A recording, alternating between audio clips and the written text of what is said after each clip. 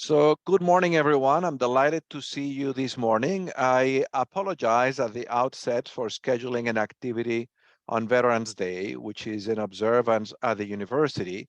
But when we scheduled this session at the beginning of the semester, I did not realize it was Veterans Day. And it is such a privilege that we're able to get on the schedule of Minister David Sengeh that I decided to keep the conversation, even though we will not be having class today. And we are going to record the conversation, understanding that some people may choose to observe Veterans Day and not come today. So that's the reason we're recording that. So it is my great pleasure and privilege to introduce Sierra Leone's Ministers of Education, David Sengeh, who's also been one of the leaders, I think the chair or the co-chair of the Education Summit at the UN that just took place, and a real force in the global education movement. I'm especially grateful that he's with us because at the last minute, he was asked by his president to accompany him in a visit to the north of the country. So he's with us, even as he's also with his president, attending to other issues. So I think what we're going to do is we're going to hear from him. We're going to hear from him share with us the reality of how policies are designed in a context like Sierra Leone and in other contexts. And he's going to share some initial thoughts and then open it up for conversation. So with that, by way of introduction, David, please, the floor is yours. Over to you. I have to pause for a second to sing the national anthem. 1 second. You're going to sing the national anthem? Okay. No, they are. All right, good. So David, do you want... Sorry. It's actually quite interesting because we're talking about policy, and I'm out in the field with the president as we launch a major national policy on safety nets. And luckily, I can find time and come into my car. This is wonderful, David. This is what is called a lecture from the field. A lecture from the field. Lecture from the field. I'll turn the camera briefly. Let me see so you can see. Actually, we can see you very well in the field. Wow. We're in the northwest. So what event are you in? It's an education event? It's a skills development and youth. It's a social safety net program. So the government has a social safety net program, and within the social safety net, it's about, this one particularly focuses on youth, women, financial inclusion, and the poor, the rural poor. And the point about this is ensuring that people are able to benefit from those resources. But I wanted to speak about a specific policy on inclusion, actually radical inclusion, and the question that you'd asked around how governments make policy. I have a book coming out in May called Radical Inclusion, and essentially it's the purpose of the book is that I wanted to write a set of steps, right? It's called Radical Inclusion, 7 steps towards making a more just society. A set of steps that we can all follow, that everybody can follow to work on something that leads to a more just society. So the day I was made minister, I took the oath of office. I went to State House, swore on the Bible to serve the country. I went to my ministry and saw my staff, and I went to a program. I was late to the program, and we were there, and I went into the audience, into the back, among the students, and the president had a speech that he was giving. He started talking. He goes off script a little bit because I know his script. I do contribute a little bit to his work. And I was just chief innovation officer. And he goes, you know, a lot of people ask me, should pregnant girls go to school or not? I said no. I said pregnant girls should not go to school. And I had joined the cabinet knowing, thinking that this is something anyway that I will work on. This was the policy I was going to help shift. But here the president was. He had here I was. The president was, and um, he was essentially telling everybody that his government was going to double down and ban pregnant girls from going to school. Which was And I remember the opposite of what you wanted, right? that's the opposite of what I wanted. And That basically he hadn't discussed that with you before he made his public announcent. no, So that this was is my already, first day yeah. So of this is my. already I very had this. helpful. Yeah, very helpful. Yeah. Yeah, exactly. So I mean, for a while, I literally thought maybe I shouldn't even do the job, because this was against everything that I believed in, that I stood for. This was against what I thought he believed in and what he stood for. I remember leaving and driving back with him, joining his convoy, going to State House, and joined him at lunch, and said, "The thing you just said, do you mean it?" And he said, "Sure." Um, and Unfortunately, the people who were with him at lunch that day kind of supported him, and I decided to keep working anyway. Um, so here I was on day one. I had something. Now, not just did I not believe in it, I was charged to enforce the policy of pregnant girls not going to school and of parent learners not going to school. Um, I went back, I engaged, and then the book talks about different things about understanding the problem, identifying the exclusion, understanding the problem, building a coalition, understanding why you, why now, why us, taking action, and then beyond, and then now you have a new normal. How do you, those who previously excluded and those who were excluded, how do you get them to work in the new normal? And then beyond exclusion, those are the 7 steps.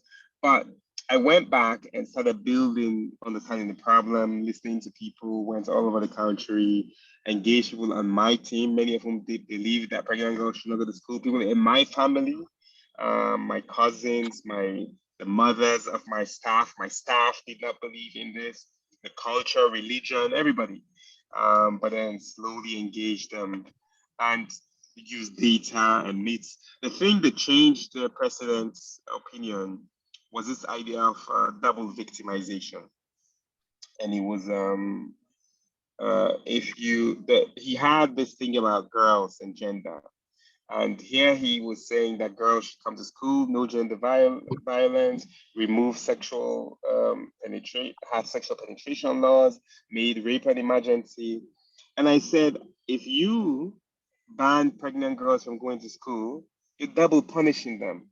They already are victims because they did not give consent. Many of them, they were raped. And here we're saying you were raped, you deserve justice, but we're going to punish you by not sending you to school again. That did the trick for him. And so I knew that I had him, and he reasoned. Then I ended up engaging with the public. For the public, I knew the public was against this. I knew every time I went to the public, I was attacked, all shapes and all forms. But I knew when I desired to go to the media because the only way you change policy that is based on culture and perception is by changing that culture and perception. And the only way you do that is to engage with it. It's difficult, but it is what it is. It's a difficult thing for all of us.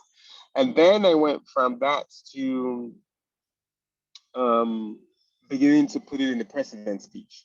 So this thing happened on November 20th, actually. Today, the 11th, was my anniversary when I went to Parliament 3 years ago. I went to Parliament to be a minister today. But on November 20th, which is World Children's Day, this was the program, this was the event. The 13th of December, about a month later, the president was giving a speech, public speech about girls and sanitary hygiene and welfare.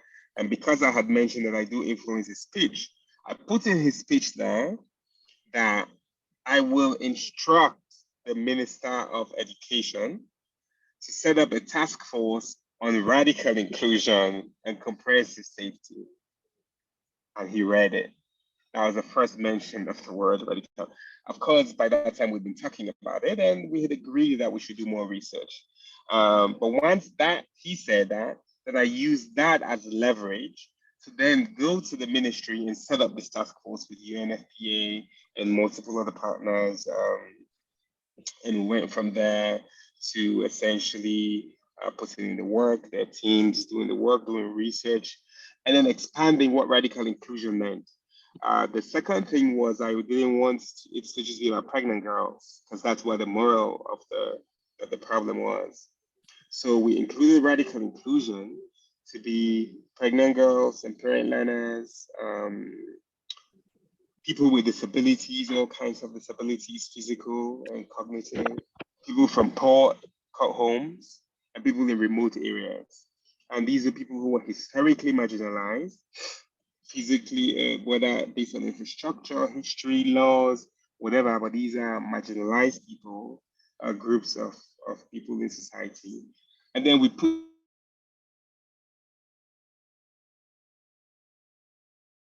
David, we just lost you. We had a seamless connection. them all There you go. together and agree to build. That was a way to build the movement that was bigger than pregnant girls and got everybody in there.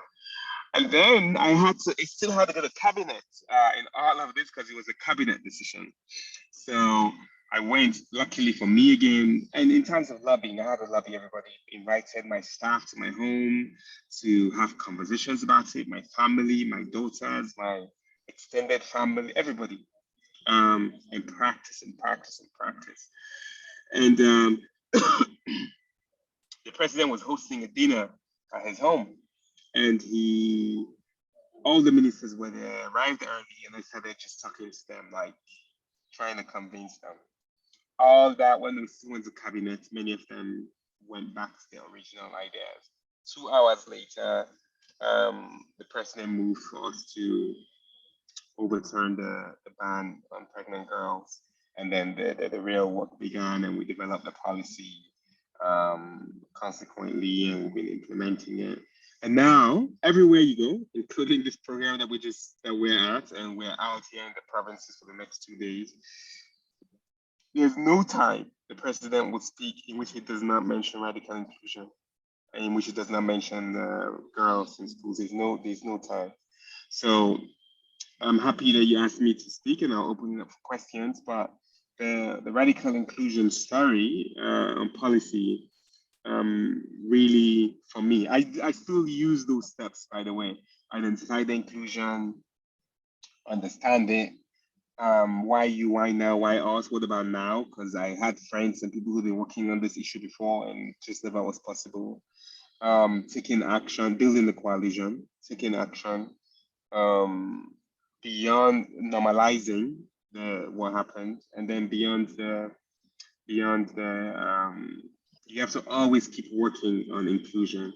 And there's a reason why it's important to keep working on inclusion, because I mean, for example, now me, just last week there was all this hate about, in my college days I went to Harvard for undergrad, and in my blocking group,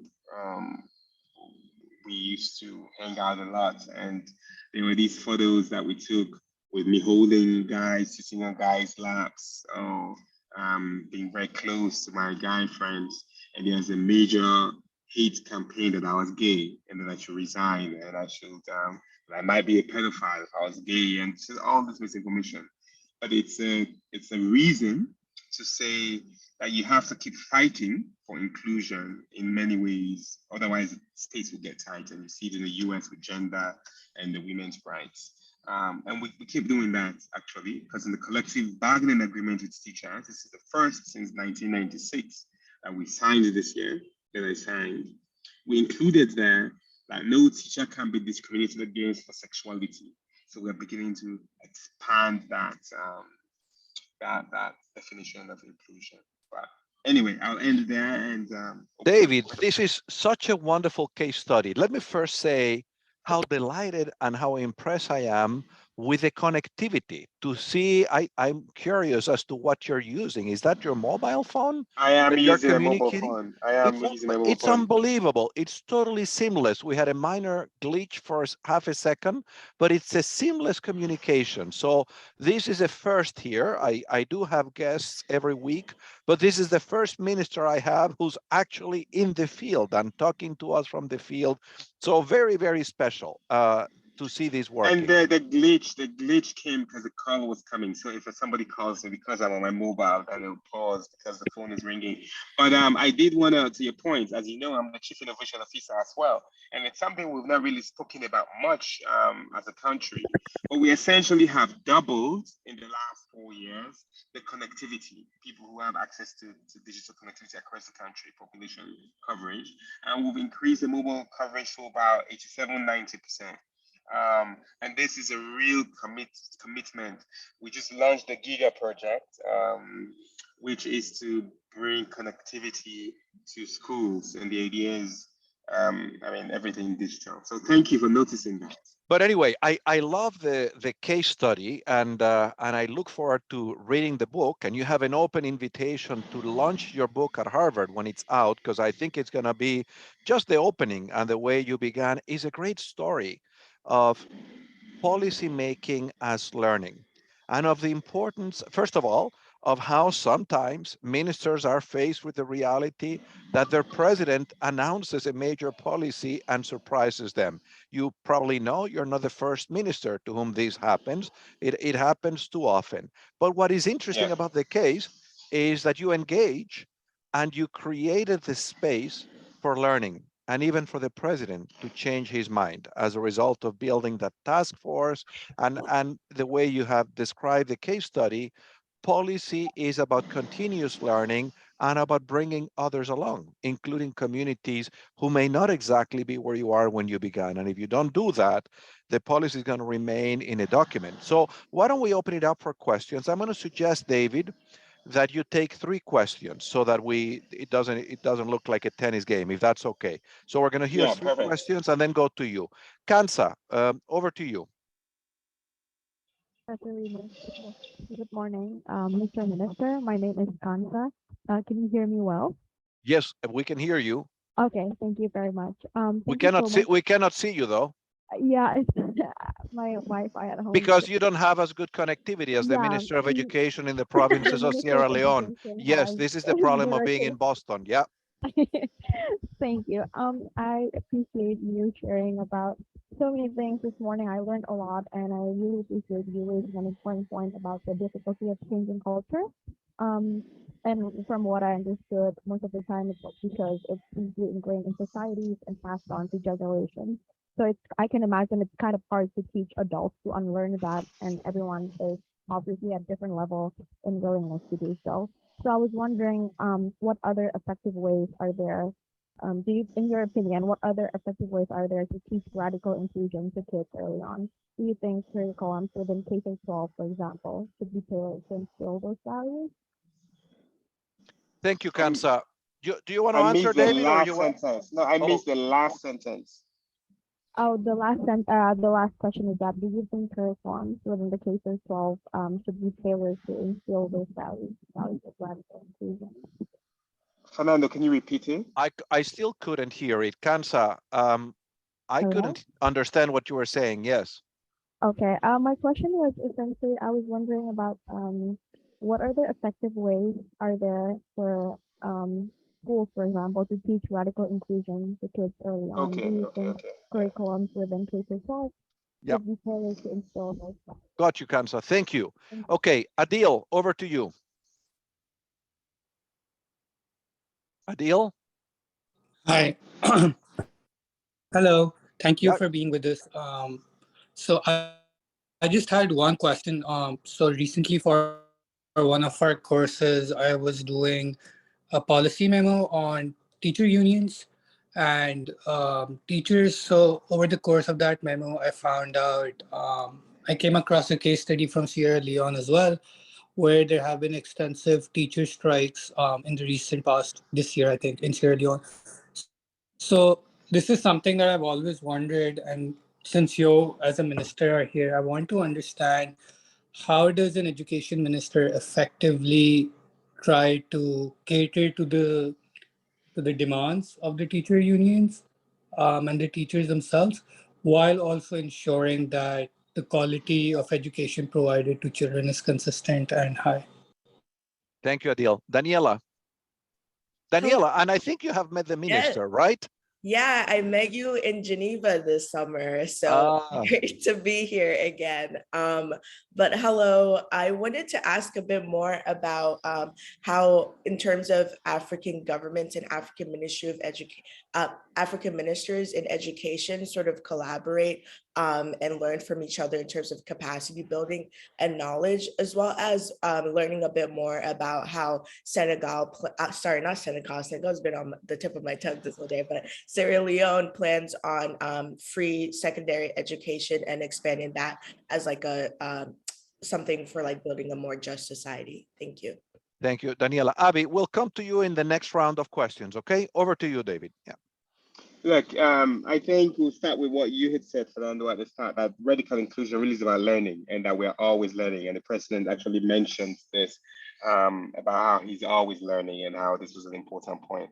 And this comes to the next question, which is around learning and culture, right? The culture and tradition is what people had been doing for such a long time, but it can be unlearned. And so unlearning is so important. And to the about how we teach kids, really, I believe in learning how to learn. We have to teach kids how to unlearn, learn how to learn. And in some of the reforms that we are doing in Sierra Leone, we have what we call the 5 C's: critical thinking, computational thinking, creativity, comprehension, Oh, David. and civics. Mhm. And the last time Fernando had some students who worked with us, one of the other students who we'd worked with from Yale had helped us develop these guiding frameworks for civics. That it was a long research that GPE and UNESCO actually ended up using as well. And this is what drove our curriculum for civics.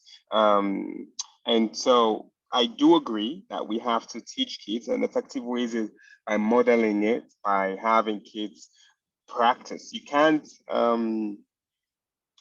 I had there was some time I forgot what I had said. There's no the path of least resistance is not an option if you want to change society. You have to take action and you have to fight against resist. You have to use resistance and you have to break through these norms. These cultural barriers are really difficult. So, and the kids have to learn how to do it effectively. On the teacher strikes, please share with me the information that you received, because my immediate response, which is not like a defensive response, is there were no strikes officially in Sierra Leone. Teachers did give us a notice to strike. We did negotiate with them. There were non-teacher movements, some teachers who did not teach, but it wasn't a recognized schools were ongoing. And the reason why it's important to make that distinction, and I've been trying to meet with some of those teachers as well, is only the teachers union, there's only one official teachers union, can negotiate with the government. And my position was clear in all of this. I don't negotiate with anybody that is not on the teachers union. And while all of that was happening, I met with all the teachers union and they wanted money, okay, increased salary. And I said, I will not talk about money until we finish developing all the technical terms. And there's a reason for that. It's since 1996, there has been many salary raises, but no improvement in the technical output. And I wasn't gonna be another minister who just comes and does the great salary increase and we go back to the same documents. And so we agreed to set up 2 different groups. I sat down, we read every one of the 15 chapters of that document. And now they're proud of. It has really progressive things like male teachers can now have leave, maternity leave for two weeks. Female teachers can have maternity leave for up to 16 weeks. This is longer than the normal time that the country allows. You can't discriminate people for sexuality. Really fundamental things that are in that document. And then ultimately we increase the salary by 45%, 15% every year. And in my ways, yes, because teacher salaries were so low, it's difficult to give them high salaries now because teachers make up about 40% of the entire payroll of the government of Sierra Leone. So if you increase the salary by just 1%, you're increasing the payroll, the wage bill, which then with IMF and World Bank and everybody, you get the picture. Daniel, it's good to see you again on this side. On terms of collaborating with African ministers, just last week. No, is it last week? Today's Friday. This week, I had a call with the minister of Rwanda and the minister of Malawi and her deputy, and we were talking about foundational learning. On GPE, I'm on the GPE board. I'm always talking with a developing country partner ministers as well and coming up with a position. We're looking to form a foundational learning, an alliance of foundational learning, and President Bio might host many of the people here in Sierra Leone. Fernando will reach out to you about that. But we do look to collaborate and learn a lot from each other. That's wonderful, David. Thank you. Let's get another round of questions. Abby. Hi, Minister Sengeh. Thank you so much for being here and for all that you've shared already. My question is in response to the story that you shared about pregnant girls entering school, and also this idea of radical inclusion that you shared. A lot of us had the opportunity to attend the Transforming Education Summit at the UN, thanks to Professor Reimers, and we enjoyed hearing you speak there as well. And a lot of the panels that I attended on gender equity were putting forth this idea of comprehensive sexuality education. And so I'm just interested in your thoughts on that group of policies, and if you think it's a feasible and potentially impactful policy in Sierra Leone, and if it's consistent with your idea of radical inclusion. Thank you, Abby. Let's get two more questions. Eric.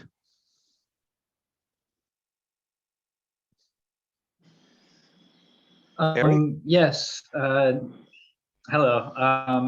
I was wondering, I noticed that in Sierra Leone, roughly like 75% of the people don't speak English as a mother tongue, but English is the official language of most schools and official documents and government work. So I was wondering if within radical inclusion, there are efforts to sort of include these language groups, particularly in the very early childhood education system. Thank you, Eric. Ronak, you get the last question on this round. Oh, thank you so much. Thank you so much, sir, for this opportunity. My name is Ronak. I'm going to ask a more personal question because I believe that one of the important undiscussed jobs of the Minister of Education is also putting off fires within the government systems. So how do you select these firemen, or how do you select your team, and how diverse and what different backgrounds do they actually have? Thank you. Yes, I'll start with that. You're right. A lot of, particularly the Minister of Education, every day is a problem. Everybody has because every parent, every household, every child is one of yours. My team, I have a delivery team, and the people within my ministry hated it, but I got cabinet concurrence on it, so we made it work, and I found money for it. I do use a lot of good friends, Fernando's students, my friends from Yale, Jackson Institute, and other places to help doing work. I work with people with different experts, but I think in terms of, it's interesting that you mentioned about putting a fire, because we do need to put many fires off, but I try to focus on doing positive things instead of putting off, just because you could put fires off all day. So one example is we built the system for checking results by SMS. And at the time when we were doing it, there were many other issues we were coming up with, whether the results were delayed or withheld.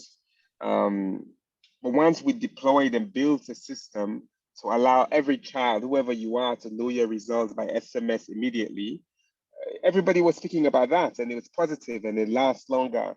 and it's a technology that was built with radical inclusion in mind. So I find a diverse team. Most of my people are young people in my delivery team. They're all young. They're all women. Most of them are women, and we're a lot of tech guys. I have tech because I do program, and it's important that I have ideas and I have somebody who can go write the program if I give them a pseudocode to develop something quickly. On the language, yes, English is the official language, and Bengali, by the way. I was just in Bangladesh recently, and they're very happy to hear that. That's from during the war with the military who were here. But English is our official language, and we it's the language of instruction. In the draft education policy, which is there since 2010, we are writing a new education act. It's a draft. That's how policies, back to policies. When I came, by the way, the radical inclusion policy, there was a draft policy on disability since 2010, and I was like, what? Anyway, but same with this policy, basic education policy, which we're updating now and developing a new act. In that draft policy, it says you should teach kids in their mother tongue from in the early years. People do, actually, many people do, but it's not. We don't have content in all the local languages, 16 different languages, to teach all the teachers, to be able to teach all the children, when ultimately they have to be learning English. So to be honest, I'm not a stickler with it. I don't push to enforce it. It is there, but ultimately, English is what they're going to learn anyway, is what they're learning to be literate in. And our languages are so many and are not going to um, be taught globally. But they do teach Mende, Timini, Creole, Limba in schools. I took Creole in primary, in junior secondary school, and I can read and write Creole effectively. So people who can do that have the option. On comprehensive sexuality education, it's important. It's yesterday or 2 days ago, I couldn't go because I had a conflict. The launch is UNFPA, an action framework for this. We have done extensive work on CSE. We'll continue to call it CSE. People call me to say, "Oh, should we change the name?" It's like, no, it's CSE. Call it, it's not. Sure, you can call it life, health, family, life, families, whatever. But in Sierra Leone now it's CSE, and we're not going to back down. We will make sure uh, that even though the religious groups call my CEO and tell them to remove this from the curriculum, we're not going to give in as long as I'm minister. All right. Thank you, David. Let's get another round of questions, if we may. Julia, over to you. Hi, thank you for being here with us. I just had a question in terms of the inclusion policy. When you were talking about radical inclusion, I was curious to know if you had resistance from any of the teachers. And I know that Sierra Leone has been working on kind of teacher professional development. So I'm curious to know if you have incorporated any of the inclusion policy training into the professional development. David, I have a question, if I may. So before you were Minister of Education, you were the Chief Innovation Officer for the entire country across governments. And I wonder, now that you're in the sector, how do you see the education sector in terms of the possibilities and the challenges of innovation? Because you do have a broader, a cross-sectoral perspective. So as you think about education, what are the possibilities, but also the stumbling blocks that you see for innovation? And let's get a third question. Priyanuj. Thank you, Professor. Thank you, Minister, for being with us today.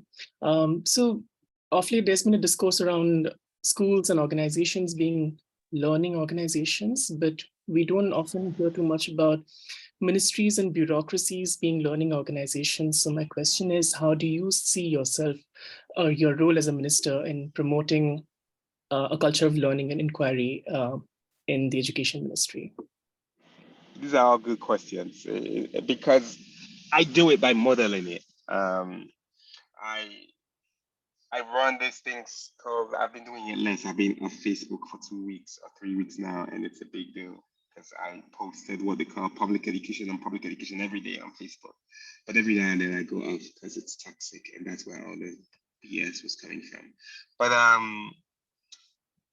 learn a lot, and I learn on the job. Yesterday I was at State House. There's this lady, she's a cleaner, and she came to tell me that she's doing adult education. And this is before I met the president, and I interviewed her like, oh, where do you take adult education? What do you learn? Let's come and read together. Show me kerosene. She's practicing it, going through, and I record it and I share it with people. And I think it's important when I do that and everybody sees it and everybody in the country or my team model that. And you have, for me, most important is you have young people who see this way of interacting as well, and they believe in that hands-on learning framework of sharing ideas, exchanging ideas. I have these groups all over again because I can. I have time. People think with my WhatsApp groups, and in my WhatsApp groups, I have a general WhatsApp group with all my staff that has everybody, all levels. I think I'm the most active in the group, like just engaging with people on ideas, sharing questions, comments. Anybody, I engage actively. This is true within all my organizations at the STI as well, and within other institutions. You can't learn about you can't teach people to be a learning organization without modeling it. You just have to do it. Fernando, I'm still the chief innovation officer actually, and I still lead the STI, and it's quite fun because I do engage on it and I do make it a priority. Um, we don't have an option but to innovate. And when we speak about how, particularly with inclusion, uh, radio was one of the most important innovations that we had during in Sierra Leone, because you can provide content. Kids who learned oral English before, and who were in rural areas, had never heard oral English until the exam hall. So they're gonna fail, they're bound to fail. But now we can play it on the radio, we have educational radio which goes everywhere. 87% of the country is covered. Just next week, actually, we're doing some exam material learning. We do mobile phone. I developed a mobile phone dictionary. We take spell check and dictionaries for granted, but they are essential for literacy. Anybody can spell check today. And go from there. Just everything.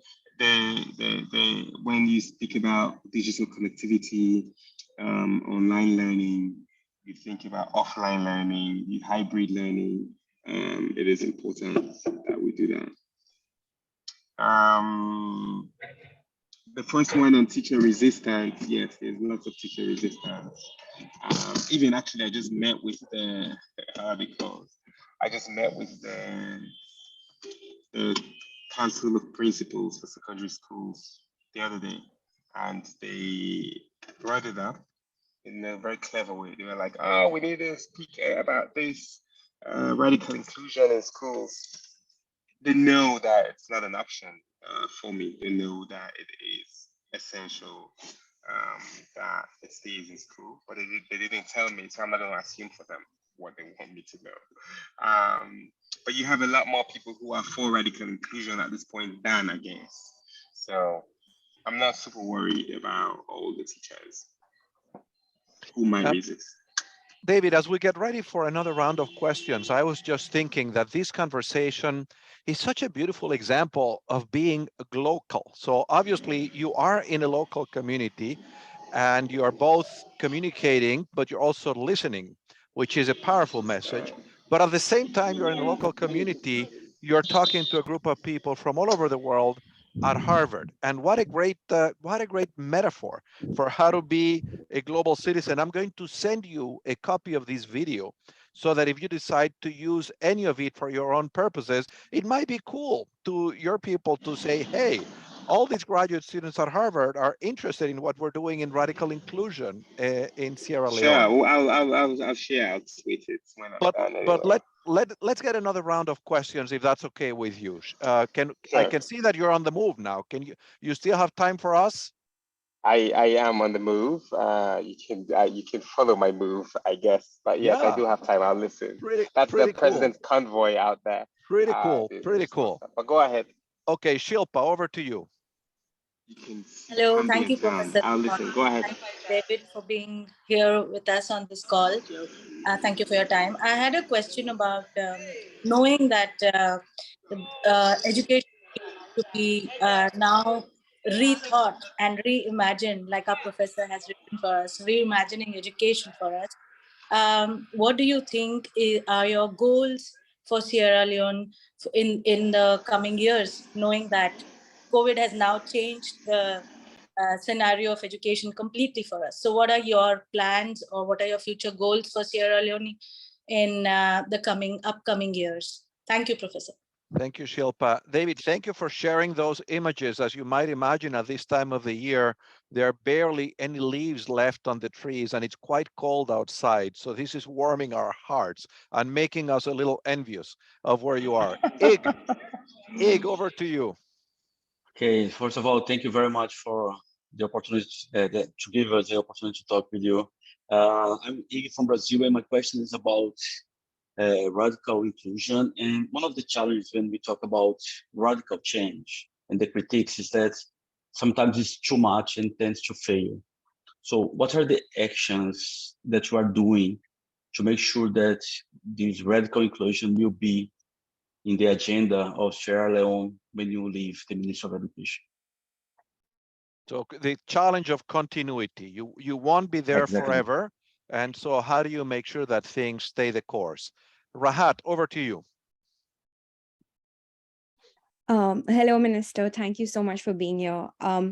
So I know that you've spoken about how there is some resistance from teachers regarding the radical inclusion policy, but I would like to know a bit about how it would look in terms of implementation since there is resistance. So if you could talk a bit about that. Those are beautiful Sure. houses. Go ahead, David. Yes, so this is Cambia is in the northwest region. Very beautiful. Over there. So in terms of, I mean, I think the way is really just continuous dialogue, always with the teachers, and that will continue to show and demonstrate. So one way is by promoting kids who have done well, who were pregnant. There are many stories everywhere of kids who have who were pregnant and who are now back in school and they all passed. And it's important that we show those that pregnancy is not a challenge. We show these girls who have disability issues, who are doing really, really well, top of their class still. And it's important to demonstrate that. That's one way to make sure that we'll keep fighting the resistance, because it's about breaking myths, right? Because people believe those things that are not true. In terms of how we're going to make this permanent, I told you we're writing a new education act. Inside that education act, I will put it there. We'll make sure it is embedded in the education act. And it's important for me that things become permanent and embedded. But look, within the ministry, even today, anybody in the ministry who wants to do something, somebody will ask, is it radical inclusion or not? Nobody will do an action in that ministry, whether I'm there or not, that does not use radical inclusion. So it's embedded in the core of our ministry. And I do think it's something that will outlive anybody who's there. In terms of the plan for education, look, I'm lucky and blessed to be in the role that I am in now. 22% of our budget is to education, which is today the government was reading the budget hearing. In 2025, that budget will go to 25%. That I can be in cabinet and continue advocating and pushing and doing the impossible is incredible in terms of budget financing and resourcing. That and those records will stay, and it will be very difficult. The MCC, the Millennium Corporation Challenge, just came out for this year, and for education financing, Sierra Leone scored 100 and everybody's happy. And so I don't think anybody will want to begin to go back down from that. But I think my vision for the country is really radical inclusion, to be honest. It's that there can be inclusion at all levels, for teachers, poor people, everybody. Thank you, David. Do we have other questions?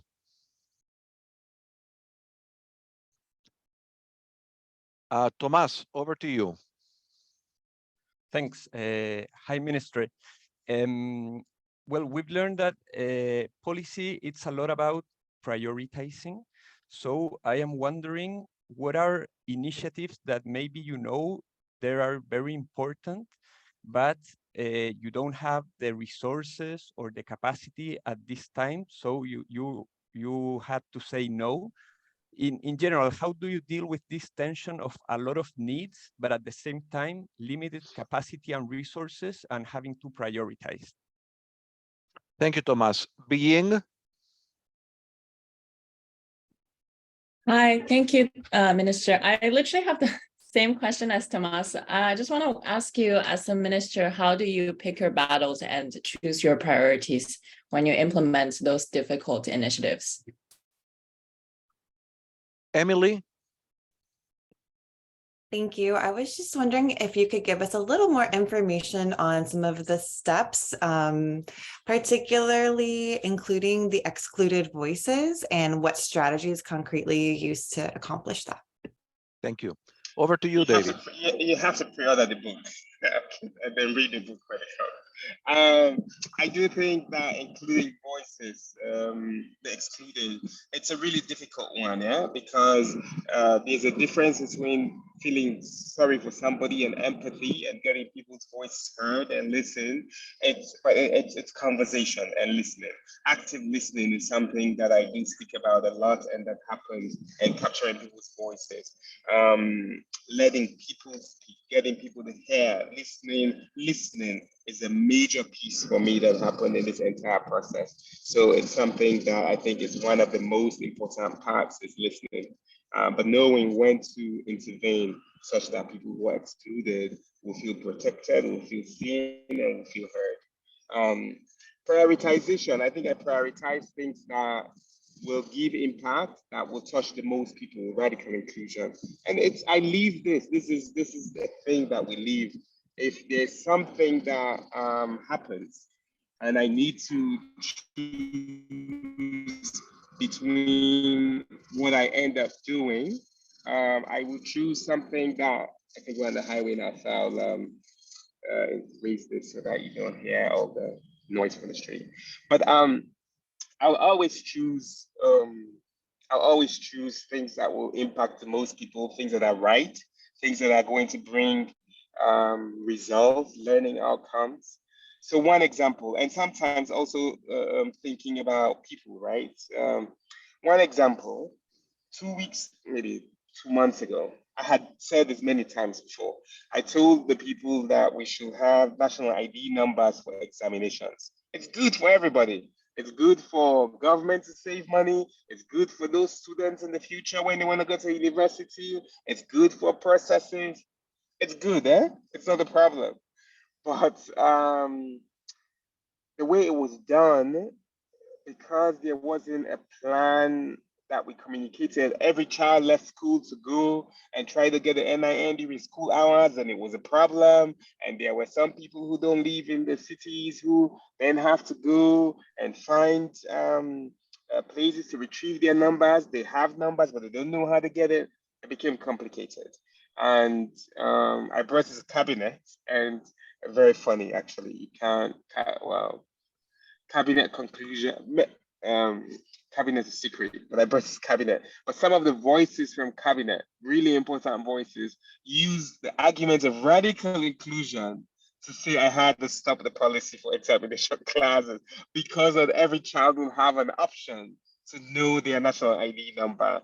And I just sat there like, okay, I brought this to save government money, but I understand that now radical inclusion is such a fundamental part to how the cabinet thinks that will use it even when we think it's good for us, it would have been good for us to pass that. But we said no.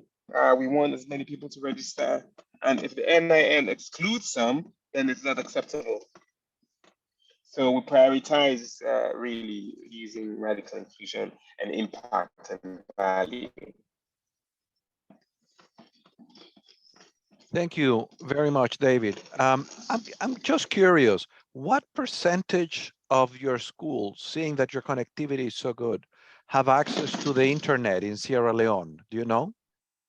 So it's a tricky question. The answer will be very, very low if you ask if you look at the annual school census. So it's an annual school census. By the way, you can download, if you search for ASC, Annual School Census Sierra Leone, you can download the app that tells you about every school and all those issues in the country. So definitely check it out.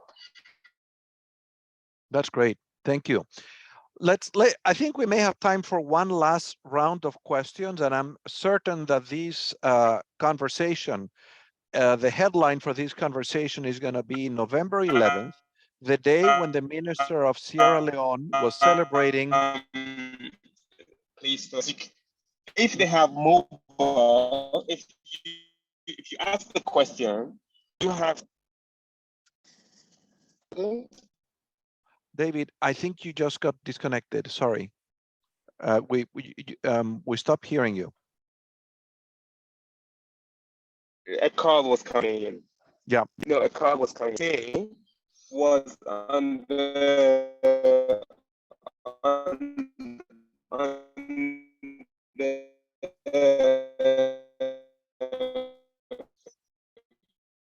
Yeah, we can't hear you, David.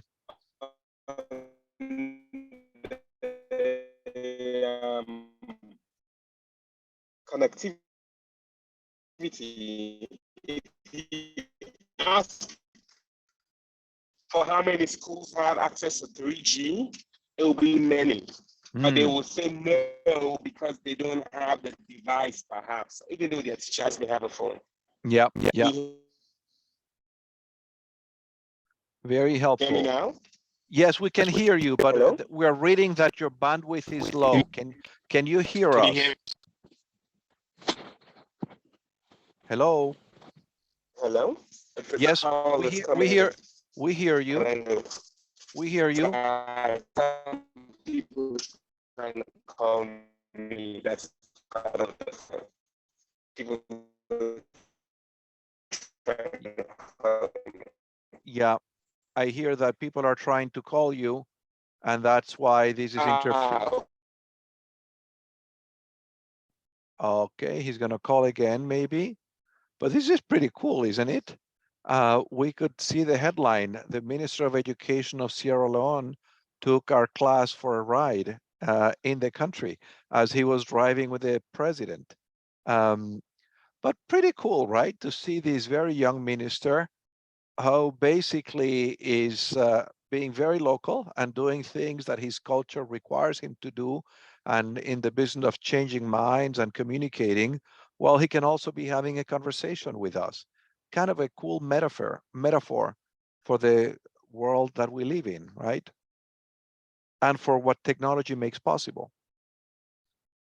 It is an amazing conversation. I agree, Ig. I'm hoping he's going to try again. We'll see. May or may not happen. But anyway, any takeaways from what we've heard? Nam, can you monitor if the minister tries to come in? Yes, Professor. I don't see him. Yeah. Any takeaways from the conversation so far? Well, we give him a couple of minutes. Well, almost at the end of our conversation anyway. Well, I hope that when several of you become ministers, you will take our call and you will take us for a ride wherever you are. Professor, I just had an observation. Yes. As I could see those shots of him driving across the city, it is so similar to rural India. And although I've never been to Africa, but I could feel that sense of, the level of development that we've reached in some of those pockets is very similar to what it is in Africa. And it just became real as I saw those visuals. Yeah, some of those houses look really nice, huh? I wish we had been able to see a school. Yeah, he may not be able to connect again. Anyway, well, thank you all so much for coming on a school holiday.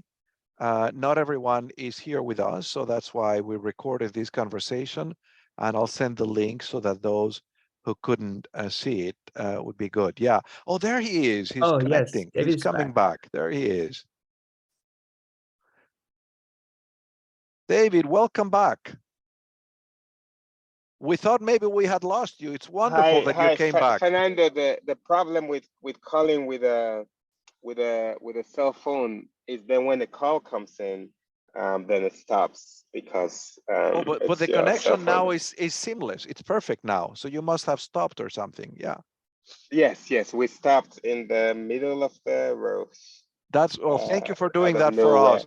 I was just saying that we're going to remember this day, November 11th, as not only as your third anniversary from the day when you went to Congress, but as the day when the minister of Sierra Leone took an entire Harvard class on the road with him on a trip on a trip throughout the country with the president. But it really is a beautiful metaphor, I think, for the contemporary world, that you can be so engaged with local affairs and local communities while also being engaged because of what technology makes possible with us. I think it's just amazing. So I don't know if we have any additional questions. Yes, and now we are we're going further into the rural areas. So we are going to the field, and this is what I love about my work, and it's that it's when you go into the field and you go into these rural areas, then you understand the true challenges of schools and teachers who have pink codes, classrooms, and all of that. But thank you so much to the class for the opportunity. And if you have any questions, send it to me. And I hope that in your projects, you can work with Grace and with my team to do as much as possible. David, thank you so very much. We're very grateful to you. Thank you for the good work you do and for your example. And we can't wait to see your book. And when it's ready, if you want to launch it at Harvard, you have an open invitation to do that. We would welcome you with open arms. Perfect. Thank you. Thank you. Bye, Take guys. care. Bye. Bye, everybody. Bye. Bye, everybody. Have a great day and reflect. I'm going to send the Padlet anyway so that you reflect a little bit on this conversation with the minister. I know that there are several of you who are very loyal to that Padlet, and every week you're writing your reflections, and I read them. So I'll send that just now. Cassia, what were you going to say? Go ahead. Go for it. Oh, I was actually hopeful that he did take a final round of questions because I was curious to know whether or not students' mental health is a priority of the Ministry of Education and what steps they take to ensure solid mental health and ensure that students are well taken care of in that regard. But I understand the connectivity issues, and so we only had a couple you minutes know left what I'm anyway. going to do? Why don't you put the question on the Padlet? I'm going to send him the Padlet. And knowing him, I wouldn't be surprised if he responds on the Padlet. He's going to look, you can tell that he's very much into technology. As you heard, he knows how to code. He uses coding as a way to solve problems. So there is an interest, and he's made computational thinking one of the competencies that he wants schools to develop. So a lot of interesting ideas from this conversation with him. So I'm going to be sending that Padlet. Feel free to write anything that you want David to read, and I'll send it to him, okay? So I think on that note, we're going to stop recording at this point. And Dana, you wanted to say something. Go for it. No, I just wanted to thank you for organizing this conversation. I think seeing him and how young he is, how he really preaches what he talks about, and he walks his talk, I think it's very inspiring. Well, I'll tell you, I take pleasure. Sometimes I wonder whether Harvard is a force for good in the world or irrelevant. And I'm glad that he's one of our graduates. So this is very good. All right. Thank you all, everybody, for coming. Have a great weekend. Thank you, Professor. Thank See you you next so week. much. Bye. You have a nice weekend.